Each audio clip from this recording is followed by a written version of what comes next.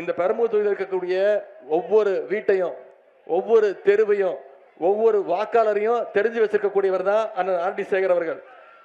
ஆனா இன்னொரு கோஷ்டி இப்ப இறங்கியிருக்கு. உங்களுக்கு தெரியுமா? வர முன்னாடி பழக்கம் ஏதாவது இருக்கா? இங்க வந்திருக்கிறாரா? மழை பெய்யும் போது வந்தாரா? கொரோனா காலத்துல வந்தாரா? இந்த பக்கம் அவங்க பெரம்பூர் பக்கம் தலை வச்சு படுத்ததே கிடையாது. அண்ணா ஆர்டி சேகர் அண்ணன் அவர்கள் இந்த மண்ணின் மைந்தர், உங்கள ஒருத்தர். பெரம்பூர் மக்கள்கிட்ட அவரையும் அவர்கிட்ட பெரம்பூர் மக்களையும் பிரிச்சு பார்க்கவே முடியாது. உங்க குடும்பத்துல ஒருத்தர், உங்க சுக துக்க நிகழ்ச்சிகள்ல உங்களோடு பயணிக்கக்கூடியவர். கிட்டத்தட்ட 40 ஆண்டு கால பொது வாழ்க்கைக்கு மக்கள் பணிக்கு சொந்தக்காரர் அண்ணன் ஆர்டி சேகர் அவர்கள். மழை காலமா இருந்தாலும், வெயில் காலமா இருந்தாலும், வெள்ளமா இருந்தாலும், புயலா இருந்தாலும், இங்க இடுப்பளவு தண்ணி நின்னாலும் வந்து அதை சரி செய்யக்கூடியவர், களத்துல நிற்கக்கூடியவர் அண்ணன் ஆர்டி சேகர் அவர்கள். சட்டமன்ற உறுப்பினரா பல்வேறு திட்டங்களை ஏற்கனவே கொண்டு வந்திருக்கிறார். இப்ப மீண்டும் எனக்கு ஒரு வாய்ப்பு கொடுங்க. நான் கிட்டத்தட்ட சொன்ன மாதிரி 120 தொகுதி போயிட்டு வந்துட்டேன், பிரச்சாரத்துக்கு போயிட்டு வந்துட்டேன்.